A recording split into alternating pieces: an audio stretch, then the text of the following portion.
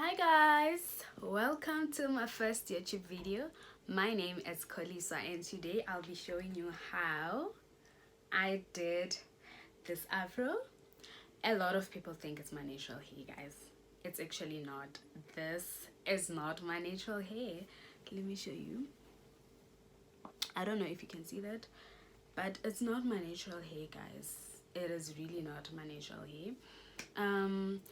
What I used to do this week is this baby over here. I don't know if you can see it. Yeah, it's called Expression Funky, and I used color number 2. The reason why I use color number 2 is because it actually looks like my natural hair color, so that's why it's easy for people to get confused that it's my natural hair. And also I only use one peg because I don't want it to be too big. And yeah, that's it. Let's begin. Okay, my darlings, you obviously gonna need your mannequin, your wig caps. You can use 2 wig caps if you like, if you have a small head. Yes, just to help with the grip, if you want to wear your wig natural.